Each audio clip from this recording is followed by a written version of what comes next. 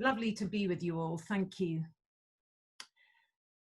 If you will, close your eyes for a moment and imagine that you are a 30-year-old woman living in the middle belt of Nigeria.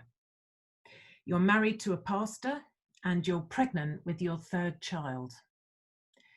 You kiss your husband goodbye to go and get a checkup at the clinic. It's going to take you a few days to get there. But while you're gone, your husband is shot dead by Fulani herdsmen.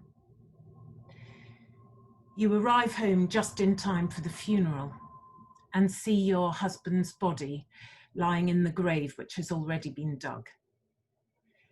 You have a chance to hug him and to whisper a prayer before the coffin arrives, and then you have to leave. How would you feel? A few weeks later, COVID strikes, and the whole of Nigeria is put into lockdown. You can't go out to earn money to buy food for your two children, and you start to ration your supplies. You turn to your in-laws for help, but they turn their backs on you, and far from helping you, they actually confiscate much of your property. You're encouraged to hear that the government is going to provide some food aid. Great news, good news at last. But when you get to the distribution centre, you're turned away empty-handed because you're a Christian. You're alone. You're heavily pregnant with two little girls to feed, grieving, desperate. But you're still praying and you're still clinging to Jesus. And just after the birth of your third daughter, one of Open Doors' partners arrives and gives you a food package. How would you feel? This is the story of Rose, whose husband Matthew, a pastor, was shot dead by Fulani militants on the 7th of April this year. Nigeria is number 12 on the Open Doors World Watch List of the 50 most dangerous countries to be a Christian. And when she received our packet of rations, Rose said to us, "I had never imagined that I would receive such gifts, but today my faith in Christ has been strengthened." Persecution is an ongoing crisis for 260 million of our Christian brothers and sisters around the world. And for many of them, COVID has made the situation infinitely worse. The persecutors have increased their attacks, knowing that they can do so with impunity.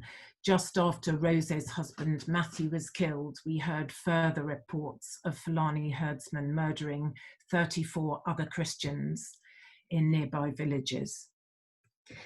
And the ability to further discriminate against Christians in the distribution of food aid and protective equipment has put yet another weapon into the hands of those who wish to eradicate Christianity.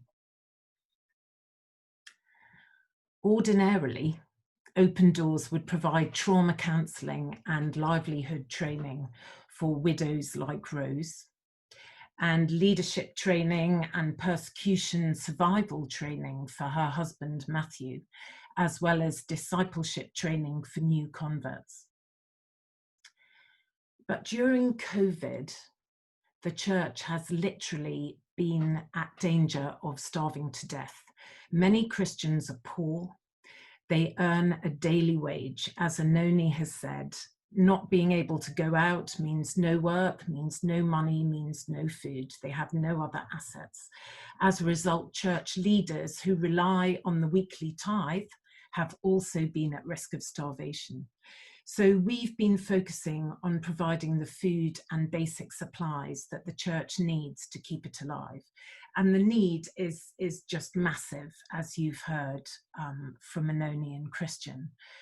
We know in Nigeria, in the Middle Belt and Northern Nigeria, there are at least 9,000 other families who need our support.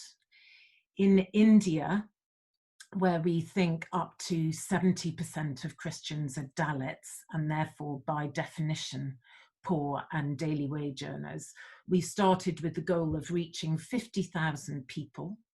We have actually reached 100,000 with basic supplies, and we know we need to reach 50,000 more, so that the need is massive and ongoing. Our vision is to see a strong global church defying persecution, standing together and sharing Jesus no matter the cost. As Tricia said earlier, Jesus calls us to be salt and light, and not to let persecution tempt us to hide our light under a bushel or to lose our saltiness. And, you know, this has just been a season when the light of Christ has been needed more than ever.